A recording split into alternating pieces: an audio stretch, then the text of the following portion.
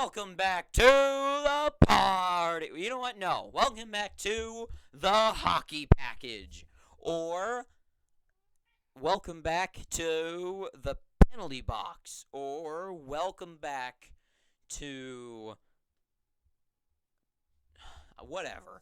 So, welcome back to the hockey package, I guess. That's what we're going to call it for right now. And now we're going to talk about the Avalanche versus St. Louis. I'm going to try to represent each team. I thought about that. I had Tampa Bay there, but I didn't have anything for Florida. Well, I have a palm tree. I should have put the palm tree in here. Oh, well.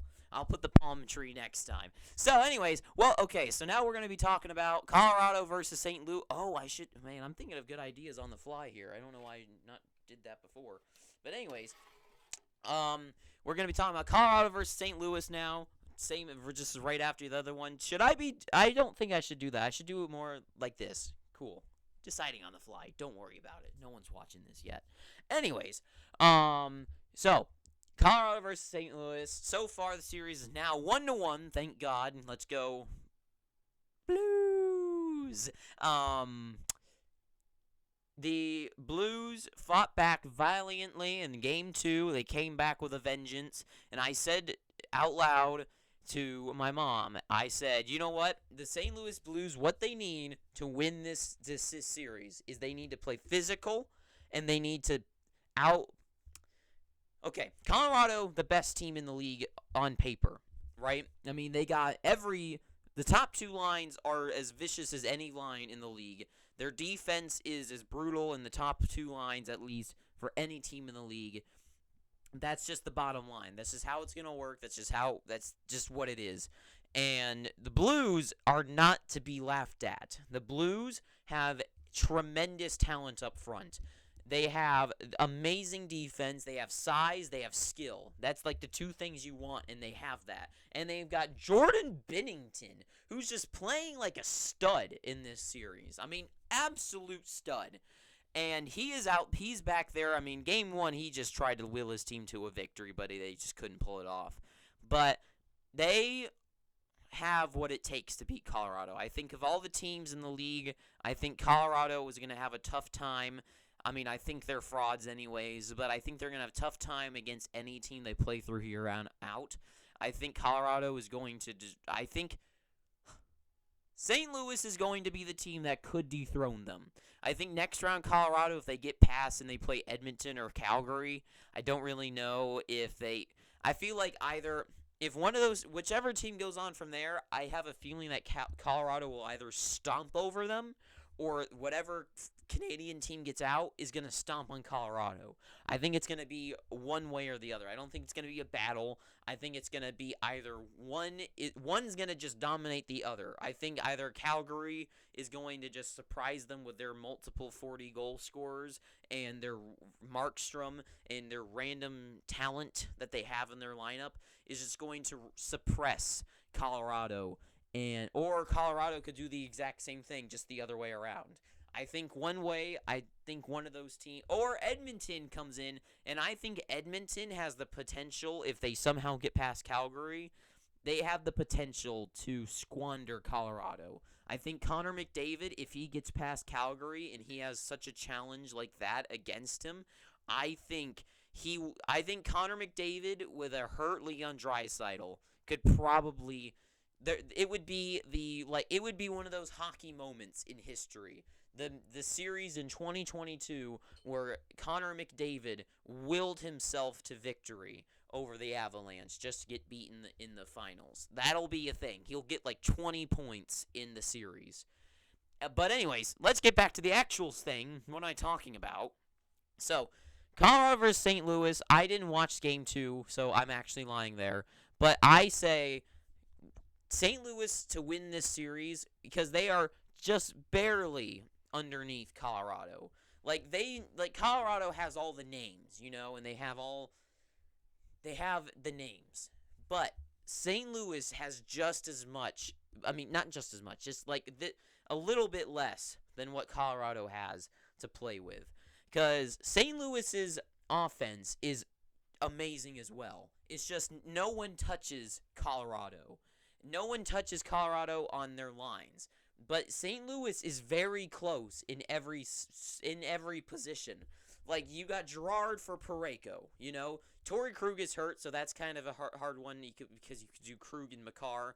But, like, they wash each other out, kind of. It's just Colorado, like, if you, like, were to subtract each other, and they were, like, on a scale of 1 to 10, if you were to, like, I would say St. Louis is a 7, and Colorado's a 9.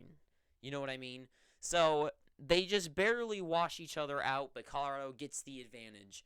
And they've shown how they got that in Game 1. I didn't watch Game 2, so I suck. I don't know how to talk about it. But St. Louis to win this series is going to have to just make up for their just lack of skill with physicality. Because I've played hockey, of course, not anything special, but I understand that when you're playing a team that's bigger than you, like St. Louis, and do have the skill to play around you, they are if Colorado, I mean St. Louis just beats up Colorado like they did in 2019 against the teams they played, they have a strong chance of winning. They just need to go in there and they got to hit them. They got to play physical, and when those gaps open, because there are some players like I don't know, like whoever, at some point, Nathan MacKinnon's not going to try to do some crazy move to get around somebody if he knows he's just going to get killed. And, and if you kill someone, they're out of the game. So, they just got to play physical. They got to play tough. They got to play hard. Colorado to win this, they just have to play Colorado. I mean, that's just how they got to play. They just got to keep shooting, just offensive overload. Things go the other way. They have good enough defense. Not the best defense.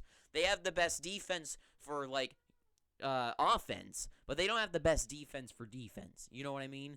But then they have Kemper back there from these guys to back them up if they do go back down their own way, and they could hold their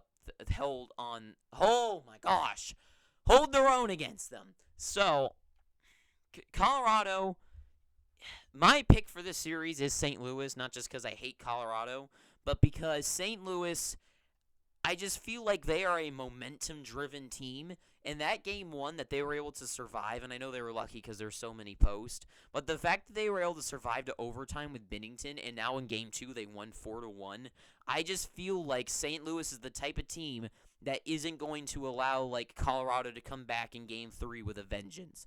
Colorado's going to try to, but I think, they got so many guys, like, St. Louis has got nothing to snuff at either. O'Reilly, Tarasenko, Shen. You've got that new kid, Tropchenko or whatever. You've got Tarasenko. You've got so many players in this line. Brandon Saad. Like, I just keep coming up with them that are just so good at what they do. And then on defense, I know Krug is hurt, which is bad. But, like, Parayko, Bortuzzo. I'm having problems thinking today. I haven't eaten anything, so my brain's not working 100%. They have got so much talent that they can play against them and stand with them on offense. They just need to have that shutdown defense to keep the puck in their own zone and out in their zone.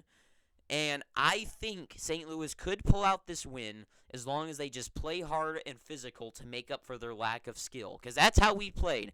Where I played, not that I played anywhere special, but, like, I understand that if you play physical, their other guys it tires them out, it bangs them up, and especially in a long series, if you hurt them in game, you might hit them once or twice, and they might win games 1 and 2.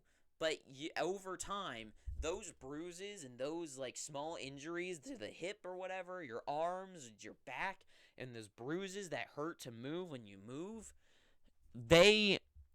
those wear a team down. Those wear guys down. And it's like someone like Leon Draisaitl for Edmonton. I mean, that's literally like a series ender. You take out like Cale Makar, or you take out like McKinnon or Rantanen or Landeskog. Like, that is a series, not ender for them because they got so much talent, but that takes a blow out of their lineup. And then you can, like, and then over time, like, you wear those guys down. So if they can survive because that's the problem that happened in Game 1, is that St. Louis was surviving. They weren't fighting. They were trying to survive Colorado, not beat Colorado. And that was the problem. Game 2, from what it looks like, they were playing Colorado, not trying to survive Colorado. And if they can get through this series to Game 6 and 7, I think that over time, if you start banging up that team, they're going to be hurt, or at least if you hurt them enough, the team that beats you is going to lose in a later round, and that's what you want. You don't want the team. Well, actually, it is kind of nice when the team that beats you wins the whole thing, because then you don't feel so bad. You lost to the champ, so you lost to the best. But anyways, Colorado just got to keep it up. Kemper hasn't looked. Because the thing about goalies, is that they have to be tested a lot. They got to be kept, warm. And Kemper hasn't looked as strong as he probably could, but that's probably because he's not getting as many shots against him and having to be kept on his toes like Binnington has. So I think Kemper's still there. It's just I don't really know what else to say about this series. For these two teams to win, it's that I've already said it 100 times now. There's not really a lot to break down in this series. It's been the best one so far to watch. Depending on it has been the best series to watch. It's been fun and crazy, and the Avalanche crowd is ridiculous.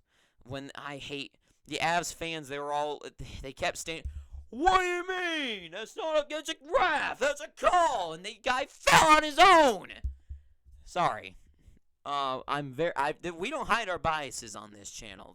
I'm honest. Colorado fans suck. That goes for one of you that could be watching. So, yeah, I don't know what else to say about this series. It's been a tough one. It's been the best one to watch so far, and it's been a good series. It's been a good series. I think St. Louis could pull out the win in like a game 6 or 7. Or Colorado could close it out. Either Colorado wins it in 5 or St. Louis wins it 6 or 7. That's my call.